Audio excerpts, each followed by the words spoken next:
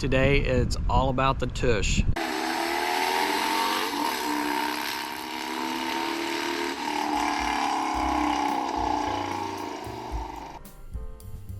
Welcome back to the channel, everyone. Skitch on Wheels here. Today we've got a seat comparison between the Corbin Widowmaker and the Harley Davidson Sundowner.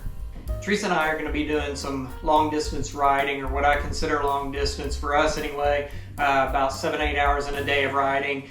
This is the seat, the Corbin, we've had on the bike for the last 4,500 miles.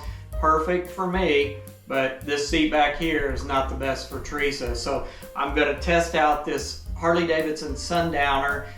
It's got a little bit bigger pillion on it for the back, a little bit more comfy for her, because we want happy butts. If you don't have a happy butt, you're never going to make the trip. And that is the custom Corbin BMC version of the Widowmaker.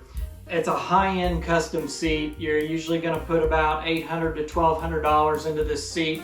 The good thing about this seat is that it is made of leather. It's 100% leather.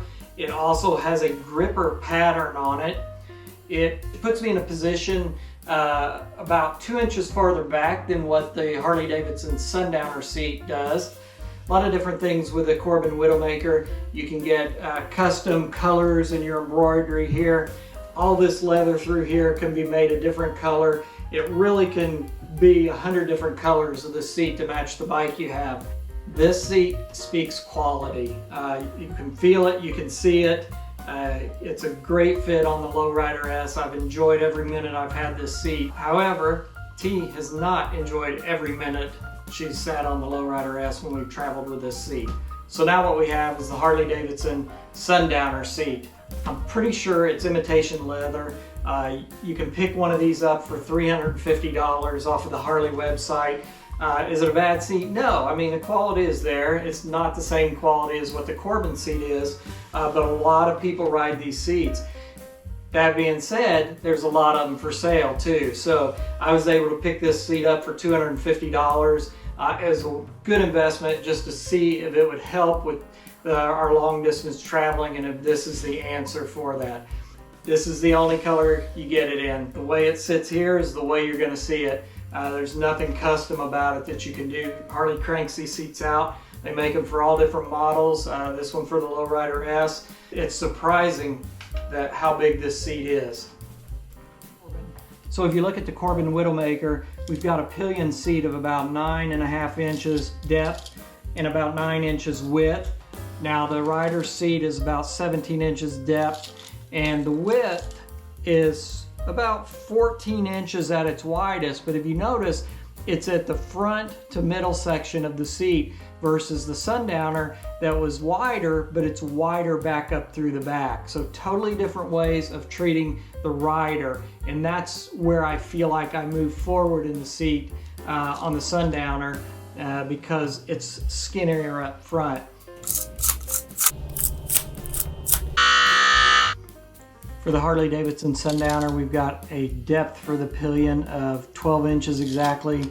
We've got a width of 12 inches exactly. For the rider, we've got a width of about, looks like about 15 is the maximum width, and a depth, looks like a depth of about 17 inches.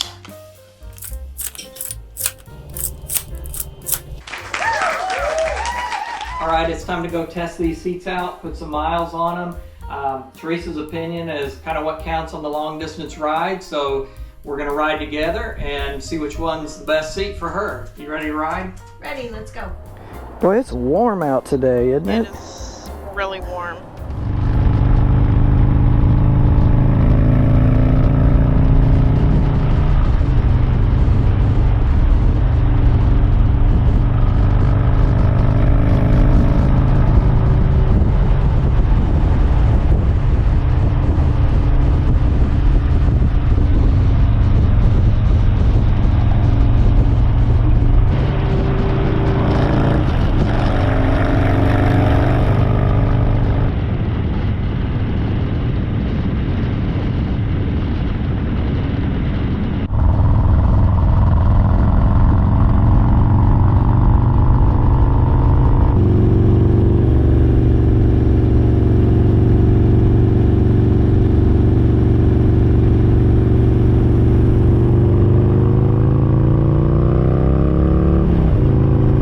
spent a year on the Corbin Widowmaker, so we know what that feels like. So we've spent probably, what, Trees? At least 2 hours on the Harley Sundowner, right? I would say more than that. I think at least 4. At least 4 hours? Okay. So nothing compared to what the time we put in the saddle on the other one, but yeah. So go ahead, tell us what you think. So the Widowmaker, every time I would get off of it, my legs were numb. So that was an issue with me. I was comfortable for the first maybe 30 minutes, and then it started getting uncomfortable for me. So since we've changed to the Sundowner, I can ride comfortably, and I get off and I don't feel that my legs are numb. So definitely the Sundowner is the seat for my butt. So do you think you could ride, of course you'll find out, 7 or 8 hours on it? Yeah, that's going to be the test, and I'm looking forward to that. I think that's going to be fun. Yeah. I would not have looked forward to it if I was on the Widowmaker. Yeah, and I wouldn't have had any fun because I would have known you're back there feeling bad. Pain. Yeah. Yeah. Harley Sundowner for me is okay. I've ridden a year on the, like I said, a year on the Corbin Widowmaker custom seat. So much wider for me. I can ride, I feel like I could ride anywhere on it. I've done 7 hours on it before and was very comfortable. I don't know about this one. I've done a couple hours and it's not bad. I guess it was somewhat comfortable. It puts me forward in the seat though. And I've heard guys talk about probably about 2 inches, which is a lot. The only way I can describe it is I grew up in the time where Schwinn made a fastback bicycle. They're worth a fortune right now, but they had a banana seat. And so it was a thin, long seat, and it didn't give you a whole lot of support. You always felt like you were slipping off the front of it. And that's kind of the feeling this has. It's not as bad as that, but it's a itty bitty seat in the front. And so I kind of feel like I'm leaning forward all the time. You take me on like we go on a short drive, like night rides or something like that. And it's short. The Widowmaker's fine. It wasn't uncomfortable. Half an hour or more. Yeah, I want this seat. I want the Sundowner. Let's go have a look at this seat on the Lowrider S.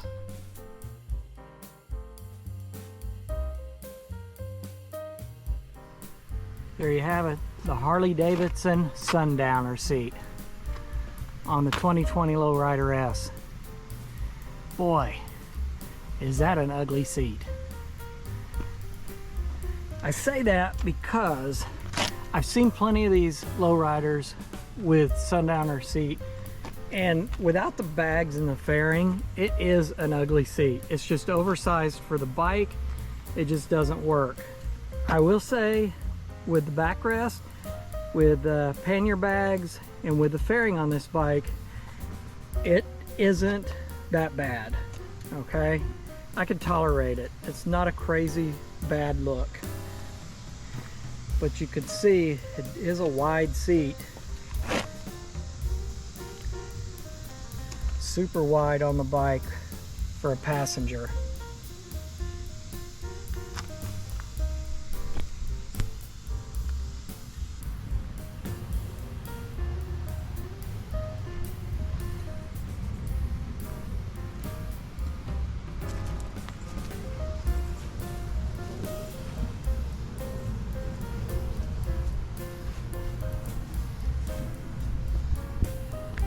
So can I ride on that Harley Davidson Sundowner? I can.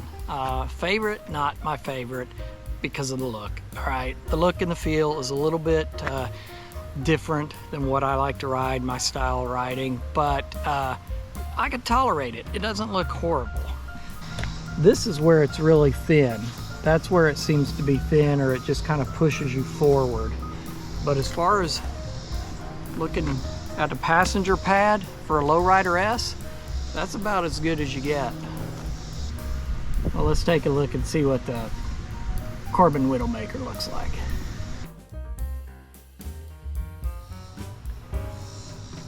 Alrighty, there's a Corbin Widowmaker. There's a seat, folks. There is a nice custom seat. Full leather. Right here is the difference for me. This is not skinny back through this area here. It's a little bit here and then it gets wide. Puts me back in the seat. I feel like I'm 2 inches further back right here. 2 full inches sitting back. Makes these bars perfect for the way I set them up. That's my seat. Alrighty, that's, if I'm going anywhere by myself, that's my seat. I thought it was gonna work for a passenger because it does have a pretty decent passenger pad, but it doesn't compare, you know, to the Harley Sundowner. Like I said, I could ride everywhere on this seat and on this bike.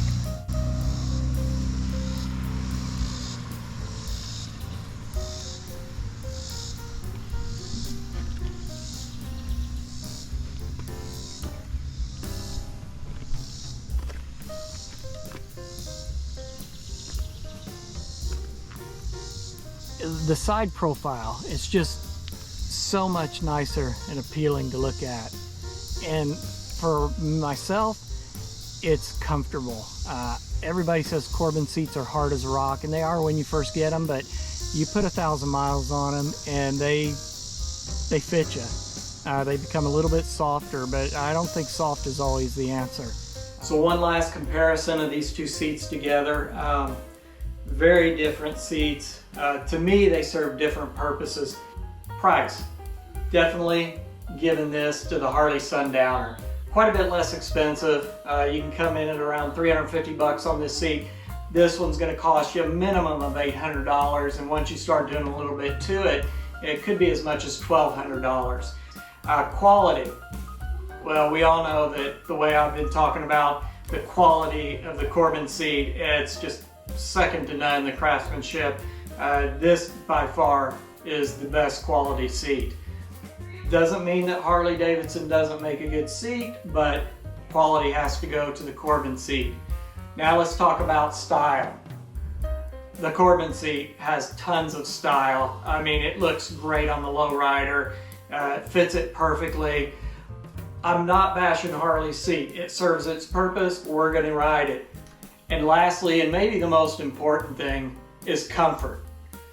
Comfort for me, it's going to be the Corbin. It's a great ride. I have done 6 to 7 hours at a time in it. Granted, that's not what I consider long distance riding, but it's enough. Stopping every 2 hours, didn't feel any problems with this seat in my low back or my legs. Just a great, comfortable seat. Now, T's opinion, the Harley Sundowner all day long is going to be the more comfortable seat for her. I mean, this passenger pillion is wide, it's deep, it's thick.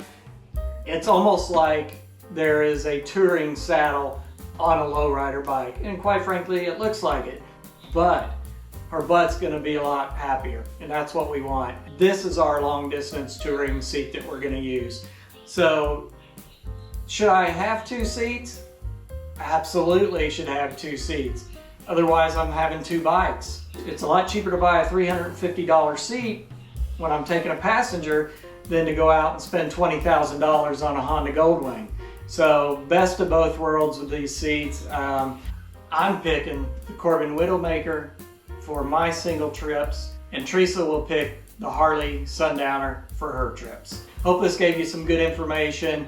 If you do me a favor, subscribe to the channel, hit the like button, leave some comments down below, and we'll see you in the next video. Do you want to go ride on the new seat Mommy and Daddy got for the motorcycle? No.